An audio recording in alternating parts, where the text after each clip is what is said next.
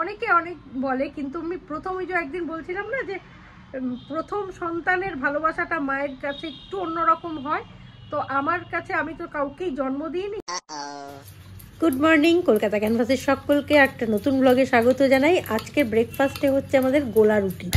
ময়দা আর চিনি দিয়ে এরমভাবে মিশিয়ে নিয়ে গোলা রুটিটা তৈরি করি। আমরা অবশ্য গোলা রুটিটা একটু মিষ্টিই খাই, অনেকেই ঝাল খায়, কিন্তু আমরা একটু মিষ্টি গোলা রুটি খাই, ভালো লাগে খেতে।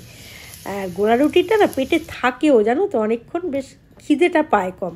আর সেই সঙ্গে অবশ্যই রয়েছে সোনপাপড়ি। আজকে একটু রোদের মুখ দেখা যাচ্ছে, বলো, একটু সামান্যতম। একেবারে গনগনে ব্যাপারটা এখনো নেই, তবু ঠিক আছে, খারাপ না, মোটামুটি রোদ উঠেছে। বাপরে বাপ, একেবারে কানা হয়েছিল যেন দিনটা, বলো, বিচ্ছিরি। সকাল থেকে যা দৌড়াদৌড়ি করে করলাম না, এখনো অবধি রান্না মানে সেইভাবে শুরুই করতে পারিনি, শুধু ভাত আর গজারটা হয়েছে।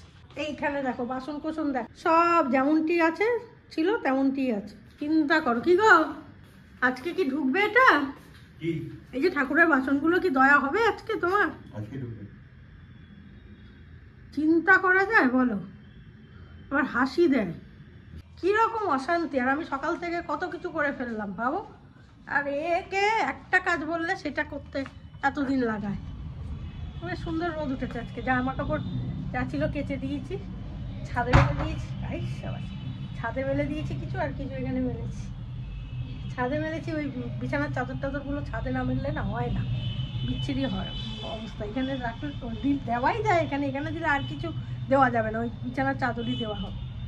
কালকে করেছি, কি করেছি বলো, এখানে রয়ে যায়, দেখি একটু থাকা ভালো। বয়স কখনো চাপা যায় গো,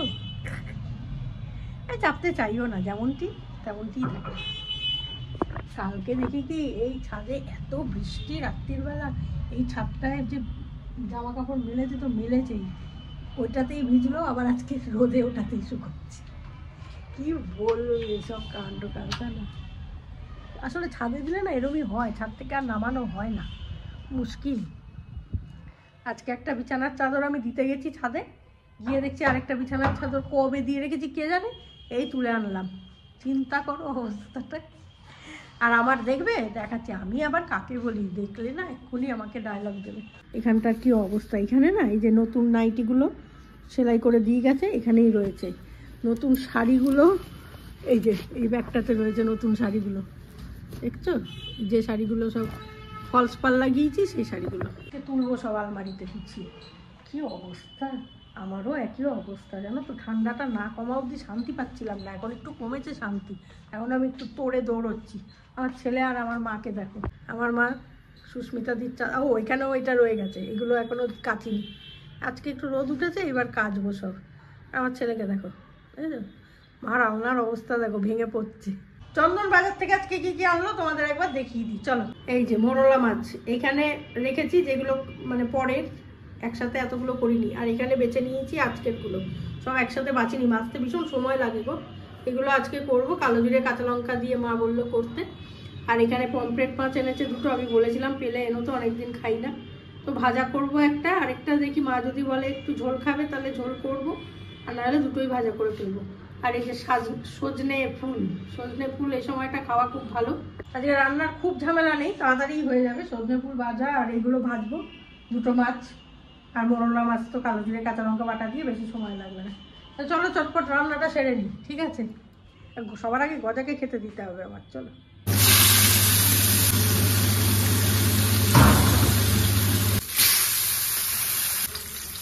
আজকের ওয়েদারটা বেশ ভালো, তাই না? ঠান্ডা ঠান্ডা একটা হালকা হাওয়া দিচ্ছে, ঠান্ডা নয় হালকা একটা হাওয়া দিচ্ছে, মানে ফাল্গুন মাসের বসন্তকালের যেরকম একটা ওয়েদার আর কি, সেরকম লাগছে, ভালো লাগছে বেশ সেখানে দাঁড়াতে। রান্না বান্না কমপ্লিট করে দিয়েছি, এবার স্নানে যাবো, একটুখানি দাঁড়িয়ে নিই, একটা না করি তো, একটুখানি না দাঁড়িয়ে পারি না যেতে।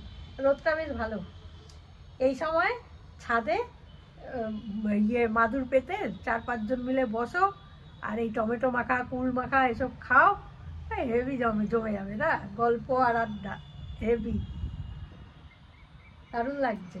যাই হোক, স্নানে যাই, চলো, দেরি হয়ে যাবে নাহলে আবার। স্নান পুজো সেরে চলে এসেছি খেতে, খাওয়ার টেবিলে।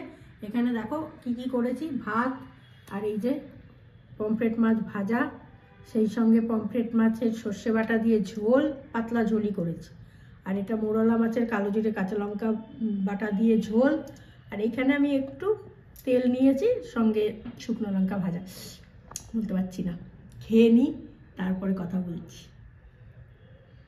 এবার একটু বিশ্রাম নেবো, নিয়ে আবার সন্ধ্যাবেলা থেকে শুরু হয়ে যাবে রাত্রেবেলার ব্যবস্থাপনা। আমার পমফ্রেট মাছ ভাজা খেতে ভীষণ ভালো লাগে। ছোটোবেলা সে একবার দীঘা নিয়ে গেছিলো বাবা আমাকে, আমার ওই দাদাকে, আমরা সব একসাথে গেছিলাম, আরেকজনও গেছিলো আমাদের আরেক দাদা হয় আশিসদা, আমরা সবাই বাবা নিয়ে গেছিলো আমাদের। তো সেই ওসি আমাদেরকে নিয়ে গিয়ে তোমার ওই ঘাটে বসিয়ে, সমুদ্রের পাড়ে বসিয়ে সমানে পমফ্রেট মাছ ভাজছে আর খাওয়াচ্ছে। কি ভালো যে লেগেছিল। আমি তখন খুবই ছোটো, আমি অতটা খাইনি, আমার দাদারা খেয়েছিল। সে মানে হেভি মজা হয়েছিল। ছোটোবেলার স্মৃতি মাঝে মাঝে নাড়া দেয় আর কি। তো তোমরা অনেকে আমার হাতের এটার কথা জিজ্ঞেস করেছো, আমি বলে দিচ্ছি। এই বিষয়টা কি সেরমভাবে আমি সত্যিই জানি না, আমাকে একজন দিয়েছে পড়তে, আমি তাই পড়েছি। এটা অনলাইনে পাওয়া যায়, অনলাইনে তোমরা অর্ডার করলে পেতে পারো। তো অনলাইন থেকে তোমরা অর্ডার করতেই পারো। তো এই হচ্ছে ব্যাপার, এটার কথা বলে দিলাম। এটা আমার খুব হাতে একটু বড় হয়েছে, ঠিক সেট হয়নি, তবু ঠিক আছে, এর থেকে ছোট পাওয়া যায় না। আমার সব কিছুই এত উদ্ভট না, এত ছোট ছোট যে কোনোটাই ঠিক সাইজে পাই না। তো যাই হোক, আজকে ভিডিওটা আমি এখানেই শেষ করব। একটি মেয়ে আমাকে খুব অবাক করলো আবার নতুন করে, জানো। শেষ করবার আগে একটু বলে নিই, মেয়েটি অল্প বাচ্চা মেয়ে, 30 বছর বয়স হয়নি বোধহয় এখনো, বিবাহিতা। মেয়েটির ভেতরে অনেক কষ্ট আছে, আমি নাম বলছি না, কিন্তু আমার খুব ভালো লাগলো এবং অবাক করলো আবার আমাকে। আমি জানি না কেন, কি আছে, কি বৃত্তান্ত আমার মধ্যে, আমি বলতে পারবো না, কিন্তু আমি আবার অবাক হলাম। মেয়েটি সে পাগলের মতো মেসেঞ্জারে যোগাযোগ করছে যে একটু কথা বলবো, একটু কথা বলবো। তারপরে আমি মেসেঞ্জারে ফোন করতে বললাম, করলো, এবং ও ভেবেই নিয়েছিল যদি আমি কথা না বলি, না বলবো, একটু আমার গলাটা তো শুনতে পারবে একদিনের জন্য হলেও, সেই ভেবেই ও ফোনটা করেছিল। তারপরে অনেকক্ষণ, প্রায় 1-1.5 ঘন্টা ওর সঙ্গে আমার কথা হলো, এবং ও আমাকে শেষে বললো যে আমি মা হারিয়েছি, যখন আমি প্রেগনেন্ট তখন আমি মা হারিয়েছি, কিন্তু আমার কেন জানি না আপনাকে দেখে মনে হয়েছিল যে আমি একটা মানুষ পেয়েছি, ভগবান আমায় পাইয়ে দিয়েছে, যার কাছে আমি সব দুঃখের কথা বলতে পারি। তো এই ব্যাপারগুলো না আমি সত্যি পাই, এই ব্যাপারগুলো আমাকে ভীষণ আনন্দ দেয়, আমাকে ভীষণ ভালো লাগায়। অনেকে অনেক বলে, কিন্তু আমি প্রথম ওই যে একদিন বলছিলাম না যে প্রথম সন্তানের ভালোবাসাটা মায়ের কাছে একটু অন্যরকম হয়। তো আমার কাছে, আমি তো কাউকেই জন্ম দিইনি, সবটাই আমার পাওয়া, ঈশ্বরের দান। তো সেইখান থেকে মা ডাক শোনা। কিন্তু প্রথম আমাকে যে ডেকেছিল সেটা হচ্ছে টিনা। তো টিনা আমাকে ওই রকমই ব্যাপার, ওর মা চলে যাওয়ার পর হঠাৎ করেই ও স্ক্রল করতে করতে আমার ভিডিও দেখে এবং আমাকে মেসেজ দেয় কমেন্ট বক্সে, তোমাকে আমি মা ডাকতে পারি। এই যে মা ডাকতে পারি কথাটা আমাকে সেদিনকে মানে খুব নাড়া দিয়েছিল। সেই থেকে আমি মানে সেই দিনটা সত্যি আমার কাছে একটা ব্যাপার ছিল, এবং আমি ওকে বলেছিলাম হ্যাঁ কেন পারো না, নিশ্চয়ই পারো। তখনও কিন্তু আমার সেই ফিলিংসটা ছিল না। তখন ও বললো দেখো আমি তো মা বলতে পারবো না তোমাকে, আমি ভালো মা বলি। আমি যে হ্যাঁ তাই বলো। তারপরে কথা বলতে বলতে মানে ও যখন আমাকে ভালো মা করে ডাকতো, আমার যেন মন ডাকে এখনো ডাকে। এবং প্রথম যখন ডেকেছিল ওই মা ডাকটা আমাকে কিন্তু সত্যি খুব মানে একটা অন্যরকম অনুভূতি দিয়েছিল। তারপরে এলো চিনি আমায় মাম্মাম বলে ডাকে, সেই চিনির ডাকটাও আমাকে অদ্ভুতভাবেই নাড়া দিয়েছিল যে মা বোধহয়, মা ডাকটা শুনলে বোধহয় এরকমই আনন্দ হয়। তো আমার গজা তো আমায় মা ডাকতে পারে না, কিন্তু অনুভূতি অনেক বেশি ওর, সকলের মতোই সমান বা অনেক বেশি হয় এদের। তো সেই জায়গা থেকে আমি লাকি, আমি মা না হয়েও মা হতে পেরেছি। এটা আমার কাছে বিরাট আনন্দের এবং বিরাট সৌভাগ্যের। তো সেটাই তোমাদের সঙ্গে শেয়ার করলাম, এই আনন্দটা। তো যাই হোক, আজকে ভিডিওটা এখানেই শেষ করছি। যদি ভালো লাগে লাইক শেয়ার কমেন্ট করো। নেক্সট ভ্লগ নিয়ে আবারও আসছি, ততক্ষণের জন্য সঙ্গে রাখো, দেখতে থাকো তোমাদের একান্ত প্রিয় পরিবার, কাছের পরিবার, সব্বার পরিবার, গজার পরিবার, কলকাতা ক্যানভাস।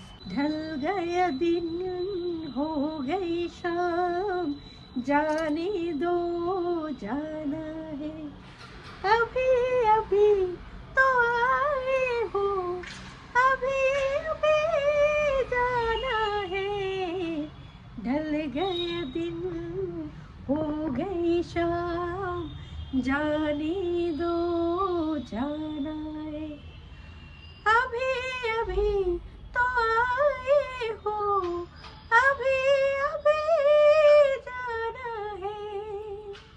তোমাদের সকলের মনের কথা। এত ছোট্ট ব্লগ ভাল লাগে না, এত ছোট্ট ব্লগ ভাল লাগে না। ভালো থেকো সবাই।